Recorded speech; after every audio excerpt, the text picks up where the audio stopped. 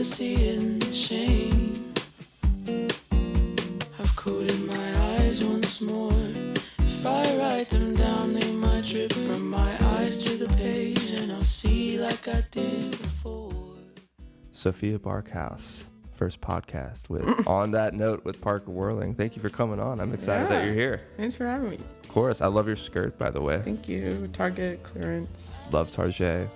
I have about $70 in Target gift cards from Christmas I need to use. Yeah, and I don't know what to used it. I know. I don't know what to use it on. You should get like a kitchen appliance. A kitchen appliance, like a blender, maybe. Like, that's exactly what I was thinking. Oh, really? There you go. But I don't know what I would use it for. Smoothies. There you go. I just need you in my life since they tell me what to do from now on, actually, because I was so quick. Cool. Well, you picked Led Zeppelin's 4 album from my vinyl collection. What made you pick this album? Well, I think it was mainly because so Led Zeppelin, their first album, I had like listened to that. That was the first time I listened to an album front to back and like almost cried. I was like in my bed, like listening to music. This was probably when I was like 12 or something, first getting into my own music taste. And I was like, this is a great album.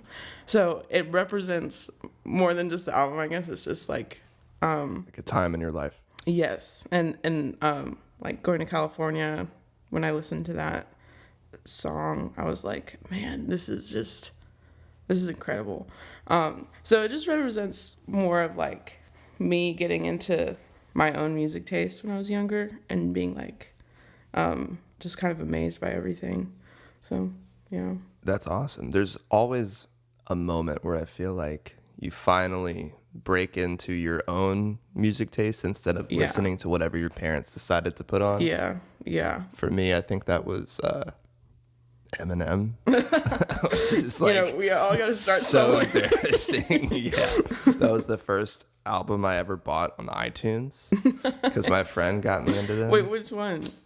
Not even a good one. It was The Recovery. Okay. Yeah, it was one with Rihanna. Mm-hmm. Yeah, and it was a formative moment for me because my dad was like, rap is evil. Yeah. And I was like, and then my friend showed me, what was it? Not Lose Yourself, but although that one too. It was another one. Yeah.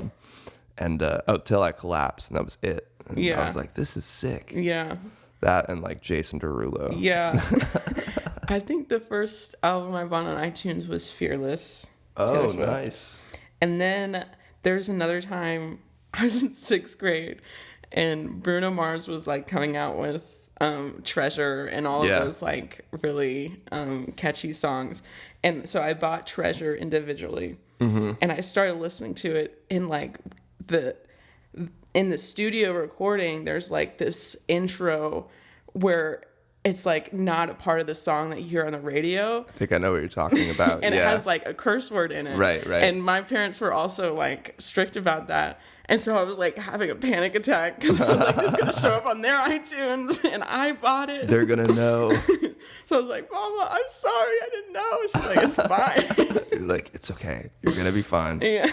That happened with me for, Boulevard of Broken Dreams, Green Day. He says like, what's fucked up at some point. Yeah. And I didn't know because for some reason it would always say explicit if it was explicit. And that one didn't. And I was listening to it one day and it like hit me. I was like, oh my God, I can't believe this. And I had to like, I went into my dad with like tail between my legs. I was like, hey, I downloaded a song. Yeah. Yeah. And he was like, oh, well, we'll fix that. Don't worry. We'll get the other one. And I don't know why he said that. He didn't give a shit. We didn't change it at all. But that was my first experience with a curse word in a song. In a song. Yeah. That's funny. So I want to talk about Envy, your song on Spotify. It actually came out almost a year ago now. Yeah. So I know artists, their thoughts change on their own songs over time. Do you feel like, how do you feel now that it's been almost 365 days since it's released? So like I don't listen to it a whole lot because like whenever I do listen to it, I'm like, I'm like analyzing everything, you know. I'm like, do I really like that lyric? I don't know. But sometimes I don't know, when I think about it, I'm like, that was a good experience. And like I recorded it at Red House Recording Studios with Luke O'Kelly. And where is that? Is that in Athens? It's like kind of outside of Athens. Oh, okay. Because it's like a house studio. So, yeah, it was kind of a drive. But it was just such a great experience because I'd never recorded anything before, and I was scared, and I was like, I don't know if my ideas are good, whatever. And Luke was just very patient with me and kind. And I think I also learned during that experience that like, if some ideas come in that aren't mine, it doesn't, like, I don't know, it shouldn't threaten me, you know? There's a certain like thought I had where like all of the ideas that went into it should have been mine, you know, like this riff or whatever. Like if I didn't come up with it, if I wasn't playing it, like, then it's not my song, you know? But that's like, I think he was patient with me and like waiting until I was like, okay, wait, it's good to have people collaborate. Yeah, and of like, course. I don't have to be, you know, I don't have to have my hands on everything that's going on. I do get to like have final say of like if I like the sound or not. But anyway, so I don't know, I look back at that song fondly. And the way I wrote it too, I really like it. And I also think it's just representative of the time that I wrote it. So yeah, I'm not like ashamed of it at all. No, yeah. Yeah, no, and sometimes I don't want it to come off when I ask that question like, what would you change about it? Yeah, because that's not what it is. It's just, it is funny. Like, there's songs I have from, you know, 3 or 4 years ago that are obviously production wise not up to snuff, but there's still, it's like I look back at it with like a fond memory of like, this was when I was going through this moment, and it's funny to think that, you know, I've learned so much from that, or learned so much from putting this out, because it taught me to like not put a shit ton of auto-tune on my voice or whatever, you know, like all those kinds of things. But that is interesting what you said about collaboration, because we talk about that all the time here, about collaborating with different artists is like a great way to get out of your head and get, you know, just let the universe kind of give you ideas, as opposed to having everything stuck up here and then getting frustrated when it doesn't sound exactly like what you imagined. Yeah. And for me, I think it's kind of a pride thing for me, where this idea that the song is what it is because I made it headbutts with like, the song is what it is. Right. And like, and I... Shout out to the train, by the way. It happens every time. Thank you. Should I wait? No, you're good. It's fine. Whatever. Let the audience hear it. They're like right in my bedroom with us. So I don't know, like, I think that's been something I've been learning of, like, the song is kind of its own entity, and I have this responsibility to flesh it out. You know what I mean? And like, I often feel kind of a pride thing of like, I need to have complete ownership of it, but I don't think that's the case. It's kind of its own thing. That's kind of a weird thing too, to think about a song as its own living creature or whatever. And then you're like in service to it. I don't know. I kind of feel like that's been how I've thought about music as I've started to make it. Is like, because oftentimes when I make a song that I'm really proud of, it's in this moment where I was like, I came up with this line that really like encapsulates a feeling, and then I edit it later. Like, it's not like I just kind of in one moment write a song, even though sometimes that does happen, but it does feel like this thing moving through me, I guess. But yeah, like you're channeling it. Yeah, I guess. Yeah. I don't know. It sounds weird, but but that's just how it feels. Yeah, I always think about it like two different things. Either like a radio antenna, and then every once in a while when you're turning the dial, you get something. Right. Or even like another way of thinking about it is like fishing, where if you're writing a song and if you're trying to write a song and it's really frustrating because you can't get something, and you're like, why can't I figure out what the next chord could be or what a cool melody could be for this progression? Like you're envisioning the fish but you can't find it. Yeah, or like when you go fishing, some people love fishing and they'll go out for 8 hours and not catch anything, but it's the experience of going. It's the experience of songwriting. Even if you don't write a song, at least you've learned, I don't know, 1,000 ways to not write a song. Yeah, exactly. So I know we talked a little bit about new material at some point, working with Aiden Hill of Dry County. He's the man. He plays bass for me usually. Cool. I was gonna have him play at the Flickr show in 2 weeks, February 24th, which everybody should come to because we're both gonna be playing. But his brother got him tickets to Big Thief in Atlanta. So I was like, fair enough, dude. I'm not gonna be like, dude, no way, you can't go. It was a Christmas present too. It was like, I can't do that to him. But I know you talked about working with him on some new tunes. What would you say has been some lessons you've learned from this first song, Envy, that you have maybe implemented within these new tracks that you're working on? Well, I mean, I haven't started working on anything yet. Right. But just writing wise. Yeah. Writing wise, I don't know. I think a big thing that I've been learning recently is not being embarrassed to go back and like read over what I wrote in like a moment, because most of the times I'll like write a bunch and then be like, okay, I can't work on it anymore. And then I don't want to read it back because like I'm afraid that it'll be bad. Right, of course. So like kind of getting over that and being like, okay, if I read it back, like it's not all crap. I can read it back and there will be good things and I can edit it and like it's salvageable even if it is bad. Like worst case scenario, it's still okay.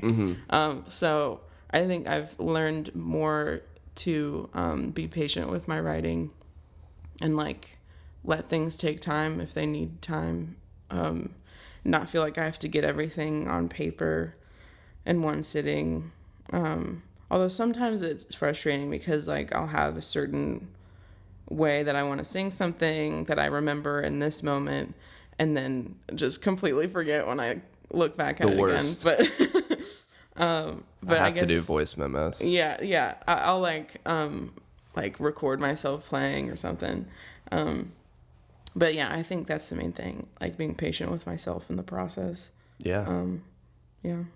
So, what was I gonna say? I mean, being patient with yourself is very important. I feel like it can be really tough because sometimes you do write a song in like 30 minutes or an hour. Yeah. And you're like, how did this happen? I don't believe this is real. Yeah. Like, there's no way this is my song now, And then some things take 2 years. Yeah. It's weird. Yeah. I feel like Envy was a fast song. Like, I got the bulk of it in like 30 minutes maybe. And then, I don't know, sometimes when that happens, then the next time I write a song, I'm like, it should be this easy. Right, of course, yeah. And then you give up because you're like, I haven't done it in 10 minutes. Yeah. But yeah, I think like that's the main thing is like being patient with the process. And also some ideas are just harder to write. And I don't want to mess the idea up. So I'm like, I need to give this time or else like I'm going to lose sight of what I wanted out of it. So yeah.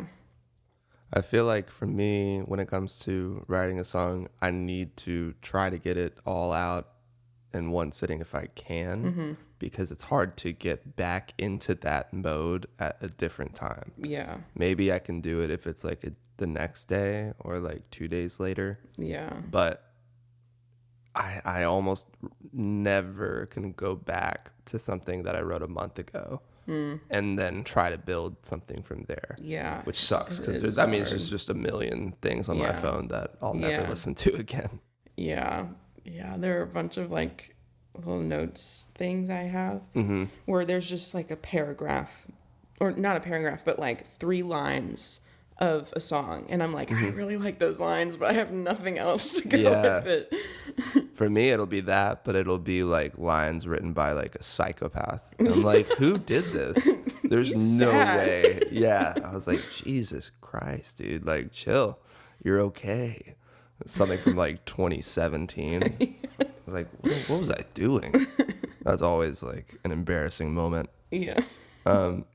What were some of the challenges and the rewards that you experienced doing your first song? Because I know that first song can always be it's a monumental one. It's the first one. Yeah. So challenges, I would say, I just had trouble like deciding what I wanted and then vocalizing it. Because also I'm just very like, I don't want to offend anyone. So like, and also I'm always second guessing myself. So if Luke had an idea, I was like, that's perfect. That's great. Yeah, my let's do idea that. was bad. Or, something like that. Even if I would much rather prefer my idea, stuff like that. And there's like several times where Luke was like, you just need to tell me, he was just upfront of like, I want to know what it is you want out of this. I was like, I know, but it's just hard to say things. So that was a challenge of like vocalizing what I wanted, and like believing him when he said he wasn't going to get offended, Yeah. Communication is key in the studio. Yeah, which is annoying. So that was a challenge, but a reward, I don't know. I just feel like, so I lead worship at like a campus ministry thing, called RUF. And so I know I'm like friends with a bunch of people who are on the team with me. And I just like called in a couple of guys that play bass and, electric to be on the song. And that was just such a, I don't know, rewarding experience, I guess, to be like, these are people that I'm very comfortable with, and they like enjoy the song and are like giving respect to it, listening to like what I'd want from it, but also like adding something that I'd never be able to add to it. So I don't know, like what we were talking about, collaborating, I guess it all comes back to that, of like just the rewards of that. And seeing your friends kind of treat your art in a delicate way is really sweet. So. Yeah, that is really sweet. And it's a fine line between collaboration and then somebody being a dictator over something. Yeah. I think it takes a lot of pressure off when you just have people that you trust to be able to come in, do their thing, and basically take your song and to a whole new level, because it's something that you would A, never come up with, and B, even be able to play if you could come up with it. Yeah, exactly. I'm never one to be able to solo over my own stuff or anything like that. And do you know Cannon? Yeah, he, pedal steel. He goes hard. Yeah, he goes hard, dude. And he came in and did some pedal steel on these songs. I was like, there's no way these are my songs. Yeah. They sound so like ethereal now because of just what one instrument can do, and and one person playing it. Yeah. It's really awesome to be able to communicate with people that give you that space to also figure out what you're doing in the moment. Yeah. Yeah. That's so true. When you went into the studio to record Envy, did you have a pretty solid idea of what you wanted the instrumentation to sound like, or was it really just like, kind of starting from a blank canvas? Yeah. Well, I'd come up with the chords already. Like, I'd sent Luke a voice memo, and the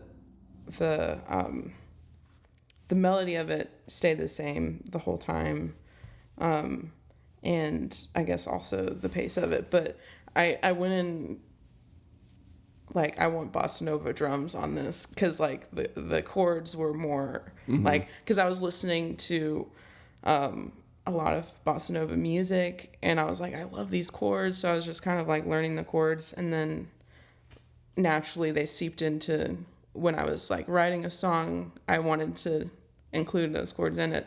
So I was like, I want bossa nova drums on this. So that was kind of the foundation of it, was the more jazzy chords, and Luke just being able to get a drum pattern that was like, I don't know, it was just so awesome. Like watching him do like however many takes it was to get it. And then when my friend Mason on bass came in, Luke was just like, I don't know anything about like rhythm stuff quite as much. But like Luke was kind of directing him and how to play along with the drums and stuff like that. So it all just kind of like, it was a very smooth song in that regard. So another thing is, I tried to do another song with Luke, and I just felt frustrated with it, because I was like, this isn't really what I was thinking, and like, but I don't know what I was thinking, stuff like that. And then we tried Envy, and then Envy was just so smooth, like, because I just had a better idea of how I wanted it to sound. So yeah, I don't know. Yeah. That's awesome to watch somebody else take that, take your idea and basically propel it somewhere else. That's interesting that other song didn't quite work out at first, but maybe that's a blessing in disguise. Yeah. The thing is, like, I will play that song at shows, and it's completely different than how we were doing it in the what in the changed? Studio. So the chords, I don't know. I just felt like the chords were too simple for like what I was trying to say in the song, because I like the idea of, pairing like if it's a spooky melody, then I have like sadder lyrics or whatever the heck. Yeah. And that's kind of the situation. It kind of sounds a little bit like While My Guitar Gently Weeps, like that kind of. Right. Anyway, so, and that was because of those two guys that I brought in from worship team when we were like practicing for a show on the rooftop when I played. Oh, cool. With Canary Affair. Oh, shout out to Patrick. Yeah, they're awesome. He recorded my 3 new songs that are coming out. Racket recording. Yes, Racket recording. So what was I saying? Oh, when we were practicing for that show, I was like, I don't like how this song sounds. Like it feels too simple for like what it's about. And then they just kind of worked on it with me and like heard what I didn't like about it. And then it became like a song that I'm really excited to play. That's awesome. So yeah. And it all comes back to collaboration, man. I was just like, if I just listen to people. It's amazing what can happen. Yeah. But I like starting by myself. Yeah. Rarely do I start something from scratch with somebody else. Yeah. It's almost like I need that quiet to be able to really focus on all the things it could possibly be. And then have like a seed of something to take if I'm gonna like write with somebody. Just have like an idea already. Yeah. I have yet to write a song with someone. I don't know. It just feels, I'm sure I will, but like it's such a deeply personal process for me that I'm like, I just cannot imagine letting anyone into like my thought process here. Very scary to do that. Yeah, and it's another pride thing. Like, I don't want anyone seeing my thoughts before I've, like, before you've refined them. Yeah. Made them presentable. I feel that, yeah. But, what would you say is your favorite part of the writing or recording process? I think the beginning, because it's usually by myself. I usually will find like a melody I like on the guitar first, and then, it kind of varies because sometimes I'm just in the car and I think of a line and I have a melody in mind and I have to find it on the guitar. But most times it starts with me just kind of fiddling around, and then like, I don't know, it's just such an out of body experience sometimes because like I'll start writing and then like come up with a line and be like, I can put that on the next verse. I don't know, like it's just fun to build it, and then come back and make it better, and like be confident enough in my writing to be like, I think I can do better than this line or whatever. It's just fun to like work on it because I just like writing, even if it isn't songwriting, like just writing in general, I really enjoy. So like finding concise ways to say like big things. Okay. Is so maybe more of the fun. lyrics. Yeah. Yeah. That was always the scariest part for me. It's a lot easier to be vague about something than being like truthfully honest. Yeah, it really is. Because then you got to really like face your own your own feelings. Yeah. Which sucks sometimes, you know. Yeah. I love being in the studio and then watching something that is, you know, just really an acoustic guitar and your voice, at least for me, become like a full-fledged song. Yeah, that was a really cool experience with MV, and I hope to do that again. I don't know, maybe at some point. But yeah. What would you say some of your musical influences are? So my dad made us listen to a lot of Bob Dylan and Alison Krauss and like singer-songwriter people, and like a lot more country leaning. Okay. He's just a big bluegrass guy, which like I fought back on for a while, but now I'm like circling back to it. I'm like, wait, this is awesome. You got to rebel against it at first and then come back. Yeah, he's always right. So that was like the first seeds of like listening to music. And then my brother, so I'm the youngest of four, and my brother's the oldest, and he was like the first to, you know, get into his own music taste. So it was like his forming music taste was all of ours. You know? Yeah. So he started listening to Mumford & Sons and like King Charles and Frightened Rabbit and stuff like that. Very like indie rock. And I remember listening to Frightened Rabbit and I was like, bro, this is sad. Frying Rabbit? Frightened Rabbit. Oh, well, that's still kind of scary. I've never heard of them. They're like a Scottish band. Okay. But like, it's just like heavy, some really, like, he's just a great songwriter. And I was like, these are sad songs, but like, it almost makes it so I want to listen to it more because it's such a real experience. So like, the songwriting I was hearing was like really raw, and that's why I liked it.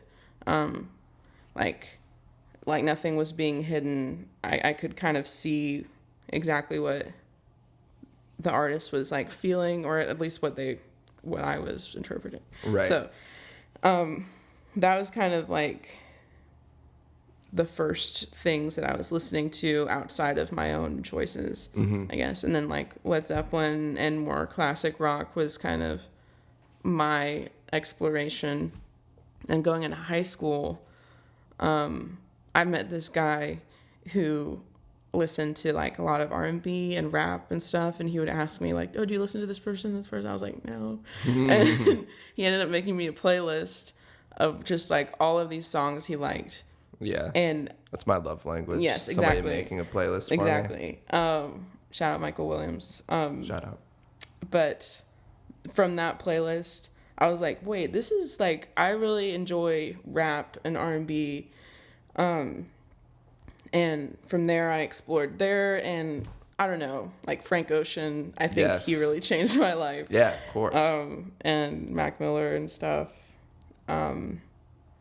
And from there, it's just been like stemming off of these more general genres into like really specific ones. Right. And now I just like, whenever my Discover Weekly comes out, I just listen through. Yeah. And, you know, that's a great way to discover new music. I used to do that every week, and it's been a long time. I need to go back and give it another listen. Yeah. Because I remember discovering so many great bands or artists because of that. Yeah. Sometimes they're like on point. Other times I'm like, do you even know who I am? know. Yeah. But I'll give myself the 30-second skip rule. You can listen to 30 seconds if you're like, definitely not. Yeah, that's good. Sometimes I don't even give it that long.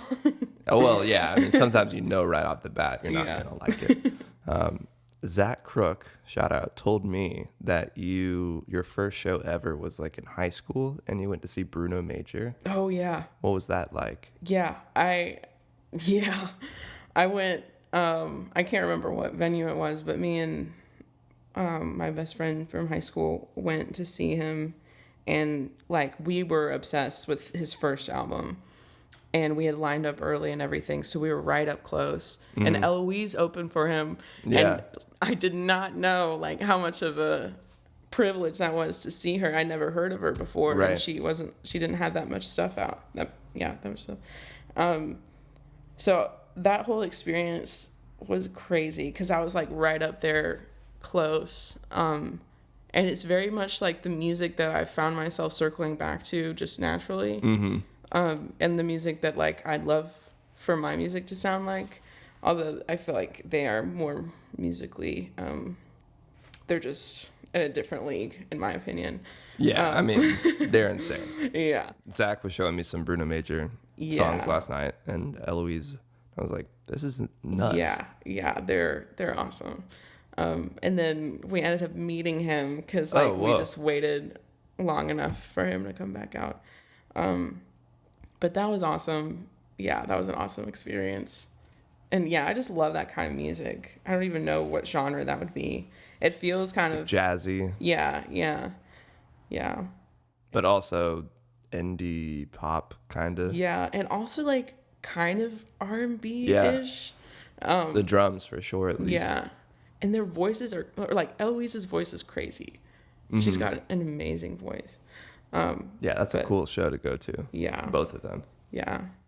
And speaking of shows, you have a show coming up February 24th. February 24th. At Flicker Bar and Theater in Athens, Georgia. Everybody needs to go. I will be opening up for you, which I'm very, very excited about. Yeah, it's going to be awesome. And the Corduroy Blue, who was on this podcast as well. Yeah. I'm excited.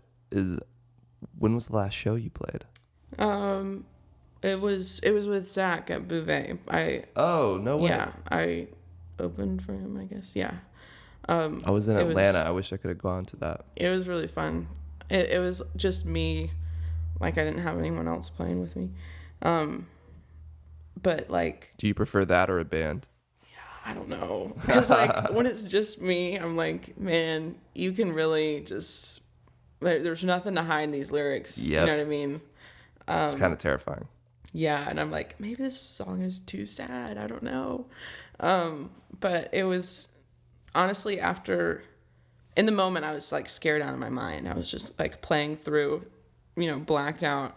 And then, And then after I was done, I was just very encouraged by like what people said to me afterwards. So, all the people who came were very kind. And so Zach and Logan Pilcher also played. Yeah. That was an awesome show. It's terrifying going up by yourself, at least if you're used to doing a band. I think, Yeah.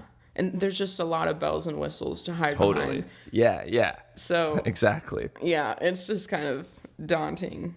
And like if you mess up alone, the whole thing sounds off. Yeah. It's not like, the bass missed a note, but nobody notices. You're the only one to blame. Right, yeah. But like I also played a song that I had just written that week. Oh, whoa. And which is like, I don't know. I feel like I do things. On one hand, I'm very cautious about like what I choose to do. On the other hand, I'm like, whatever. Yeah. That was definitely like whatever. But I was very encouraged by that one specifically because once I had finished singing it, I was like, I really like that. And it's almost like singing it in front of an audience was like a test. Totally. If I liked it or not. So that was fun. It is fun to test out some new material. Yeah. On the audience. And yeah, I always say, like, the last one I did, I let them know up front. I'm like, this is new, so if I mess up, give me some grace. And of course I messed up, and I was like, hey, I told you, you know. But then they kind of like that, you know. They see that you're just another person, and it's, you know, it's a work in progress for everyone. Yeah. That's definitely what I like about watching people play just them, is that I just feel like I'm connecting with them in a way that's very unique to like a show setting. Yeah. Where they're like showing me this part of themselves that I'm like very privileged to see. Like, it's an intimate thing to share your songs. And I don't know, usually in those settings, I just feel very honored to like witness that and to hear it. So yeah.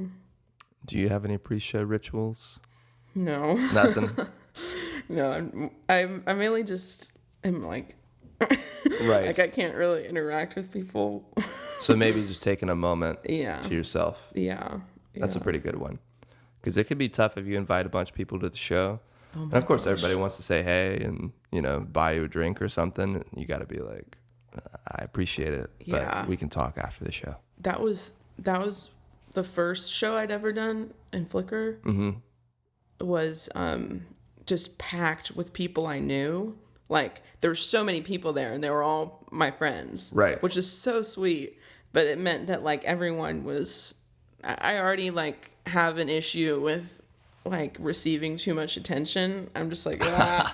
Yeah. But, like, in that setting, everyone I knew was there, so everyone was exciting for me, so it was really sweet. But I was like... Yeah. Catch-22. Yeah. So... yeah, that could be rough. You got to be able to, like, I guess, set your own boundaries. Like, I learned the hard way not to drink before I go on stage. At least not 8 drinks or whatever it was. Man, so now I wait until after, or just don't drink at all. Yeah. And it's much better because I actually remember everything and can, like, you know, the lyrics are not a struggle. And I don't say stupid things between sets. Yeah, there you go. But yeah, hey, that's going to take us over to the last 5. Where I'm just going to ask you 5 quick questions and we'll be done. Okay. They don't have to be that quick. For some reason, I say quick questions. I used to call it the fast 5. Yeah. But they're not that fast. They'll be whatever they are. Yeah, they'll be whatever they are. The first one is in the studio or playing live? Playing live. Why playing live? Because... like, the songs are already figured out. Yeah. Less pressure to, like, make something. And it's also just so fun with, because I usually play with friends that I've known for a while. Yeah.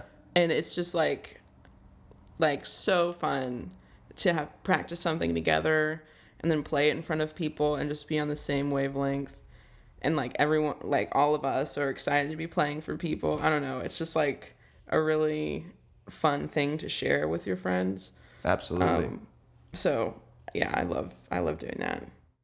Question number 2 is, what do you think is a perfect album front to back? No skips.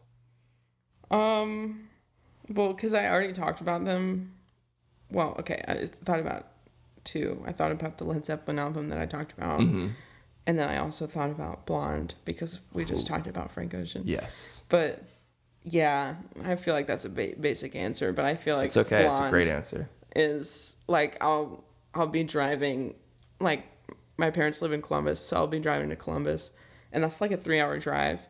And towards the end, I'll put on Blonde and just like start yell. Crying. Yeah, it's a beautiful album. Yeah. I remember exactly like where I was in my life when that came out. Yeah, it was 2016.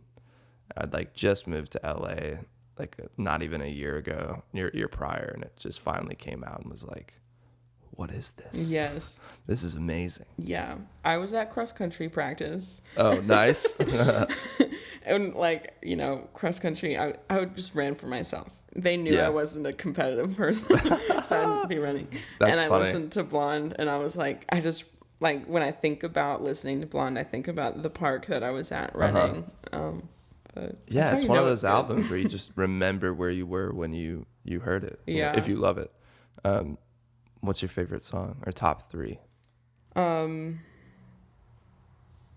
really like White Ferrari. Yeah, that was a slow burn for me. It took me like a couple years to really realize how amazing that one is. Self-Control is always a good one.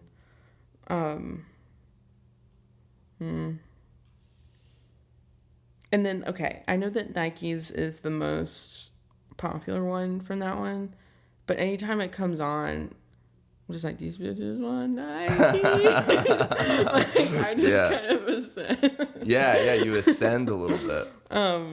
Yeah, and I also just like harmonizing with him while I'm in the car listening to it. Yeah. It's just like, we know what's up.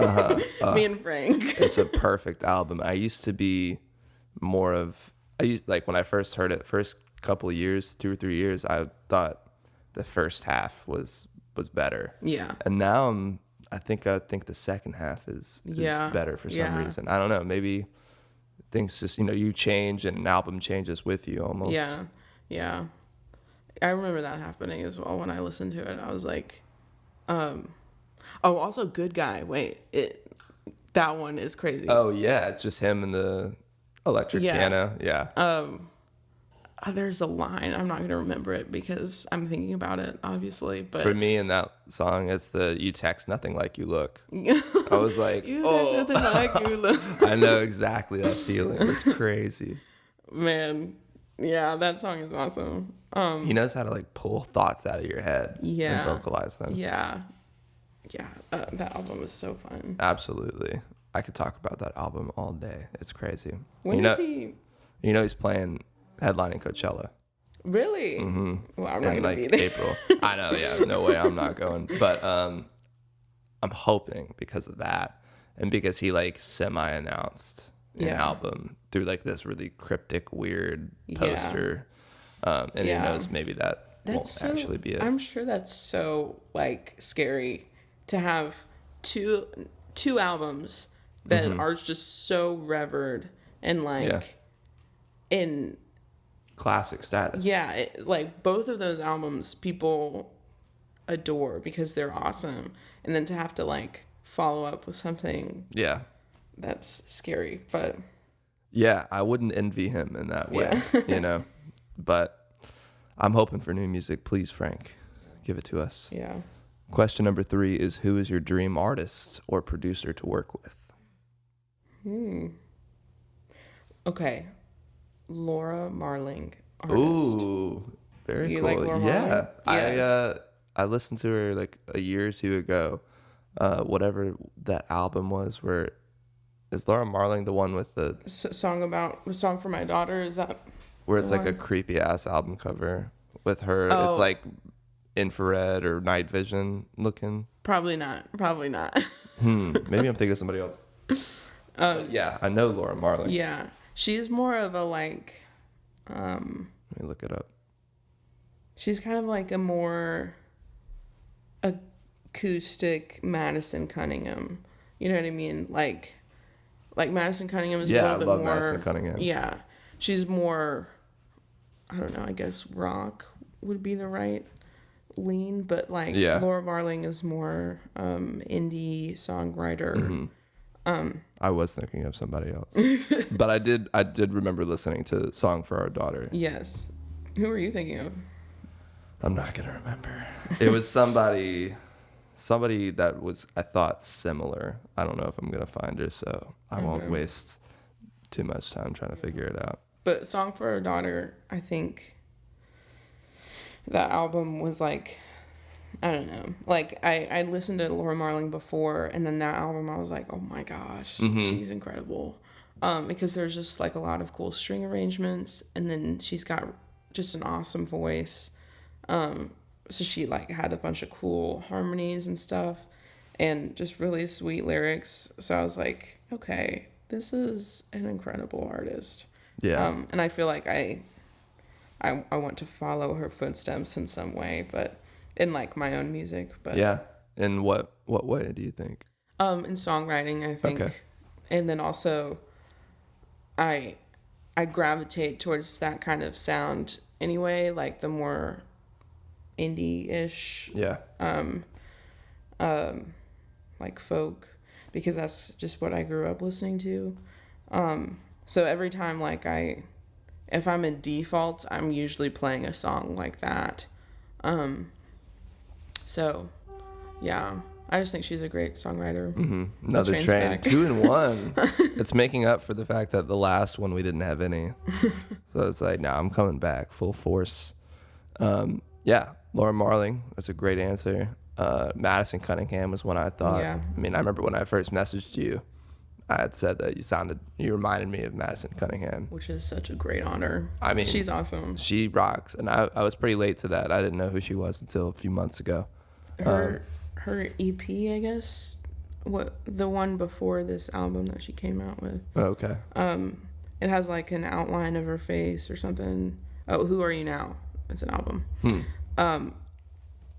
Luke O'Kelly actually introduced me to her because he was like, I feel like you like her. And I listened to Who Are You Now, that album, like nonstop. Yeah. Like it was just always playing whenever I'd get in my car. Right. It's just so good. It is. I don't know that one as much as Revealer. Yeah, it's just kind of intoxicating, like how her songs sound. I'm like, I just want to keep listening to this forever. And she just won a Grammy, Yeah, which is awesome. Yeah, well deserved. Yeah, and I really got into it just because of the album cover. Yeah, I didn't know who she was. I just saw that cover and I was like, this is insane. Yeah. And fell in love with it. Life According to Rachel is like, oh, yeah, that's a tearjerker. Yeah, something my about favorite that. one on that one is Sunshine Over the Counter. Yeah, that's a great one. Like the line, cussing like a drunk, driving with their knees. I was like, yeah, it's me. I feel it. Yeah, she rocks. Question number 4. What's on your musical rotation right now? Let me look. Pull up the Spotify. So the last thing I was listening to is Yeba's cover of The Age of Worry at Electric Somebody Lady. was just telling me to listen to Yeba. Bro, this cover is crazy. Whoa. Because she's at Electric Lady doing like a bunch of her own songs and then a John Mayer cover. Mm-hmm. And it's just like, I don't know. What's the John Mayer cover? The Age of Worry. Oh, I don't really know that one. Yeah. Is it an old song or a newer one? It's from Born and Raised. Oh, yeah, I didn't know that one as much. Yeah, it's really good. I like it more than the original song. Yeah. I'm listening to some Alison Krauss. That's what I'm saying. I came back to the bluegrass. Right. And I was like, wait, this is so nice. It makes me want to cuddle up. With a good book. I have New York State of Mind on my songs. Okay. Jay-Z. Fleetwood Mac. No, Nas. Oh. Yeah. Oh. What am I thinking of? Nas rocks though. Yeah. I was thinking of Empire State of Mind. Yes, there you go. Yeah. Scary Pockets, if you've ever heard of them, they do like funk covers of popular songs. Oh. And it's cool. It's so awesome. Like they have a Good For You cover from like Olivia Rodrigo. Yeah. And I'm like only listen to that version now. Wow. That's saying something because the original is awesome. Yeah. I listened to Cleo Soul. Been listening to her. She's like a neo soul artist. And Little Sims is like a rapper. She just came out with a new album, and it's so good. Is the new one good? Yes, I really like it. I heard the one before it once or twice. Yeah, but I don't remember much about it. She just got such a great sound. Mm-hmm. Yeah, she's awesome. But yeah, that's kind of what I'm listening to. It's a good selection right there. And last question is, what is your favorite decade of music, and what is the worst? Oh goodness. I feel like this is a basic answer, but I really like 70s era music because there's Fleetwood Mac, Led Zeppelin, but also Joni Mitchell, Bob Dylan, just a lot of people that have I don't know, I grew up listening to that have like defined music for me from an early age. So really love the 70s. Early to mid 70s is a wild time. Yeah. Some really cool stuff came out then. Yeah. And the Allman Brothers. Yeah, Allman Brothers fan. Love them. I've tried to like get into them. Yeah. But kind of like Bob Dylan, it's hard. It's like, I like a few things. Yeah. But I haven't been able to deep dive and become like a total head. Yeah. I don't know if I'm like crazy. Like I couldn't name all of their songs, but they're like, for people who don't listen to them that much, Eat a Peach. Right. Great album to listen to. And then for Bob Dylan, my favorite Bob Dylan album is Infidels, which is in the 80s. So okay, interesting. But the one I like is New Morning, which Okay. is apparently not exactly a popular one. Oh, but really? somebody told me, like, because they're huge Bob Dylan heads, and they said, if you don't really like the rambly 7-minute songs, try New Morning, because they're like short pop tunes. Yeah. And they were right. And that's like the album I can listen to front to back and really get into it. Yeah. Oh, and then there's another album, another Bob Dylan one, that I think most people, or not most people, but is like a not too obnoxious Bob Dylan, is Time Out of Mind, which is 97. He came out with that in 97. Yeah. Is that like his comeback album? Yeah, I mean, that's where Make You Feel My Love was on. Okay. So, it's a pretty iconic one. Yeah, he's an iconic man. Yeah. And then worst decade. I don't know if I have a worst decade. Like, probably just 50s. I don't know. I listen to 1950s. Yeah, 1883 was that was a rough year. That was a rough year. Yeah, it's a fun one because I like to just see somebody just trash a whole 10-year period. Yeah, I don't know if I feel like there's something good in every decade. Yeah, that's the thing. If you think about it too hard, you're gonna find albums you like from a certain era. Yeah. Probably. I think I used to like, 50s doo-wop type stuff, but now I'm just like, cheesy. But it was a blueprint. Yeah, so true. It was a blueprint. Can't diss it too much. Cool. So you're probably the first person to say 50s. I love that. Usually, if I had to choose. right, gun to your head. But 80s is a big one. 80s is a very controversial one. Some people say it's the best. Some people say it's the worst. Yeah, 80s. I feel like I don't listen to enough like popular 80s music. Yeah. To say like to land either way, but there are like some albums that came out in that decade where I'm like, well,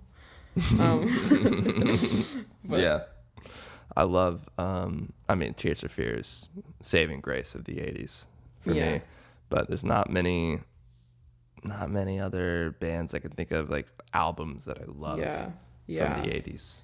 I guess like most of the people that I think of started in the 70s or 60s and made stuff in the 80s. Right. So they're like really not pseudo 70s artists. Yeah. Cool. Well, Sophia Barkhouse, that's our time here. Yeah. On that note, thank you for coming in. It's been a blast getting to talk with you. Everybody come to the show, Flickr, February 24th. It's going to be a blast. Doors at 8. Show at 9. That's right. It'll be me, Corduroy Blue, and then you. It's going to be awesome. And then everybody go listen to Envy on Spotify, Apple Music, all that. Cool. Sophia, thank you very much. I appreciate you coming on. Thanks. Standing in front of you now, naked as I... Thank you again for joining me for another episode of On That Note with Parker Whirling.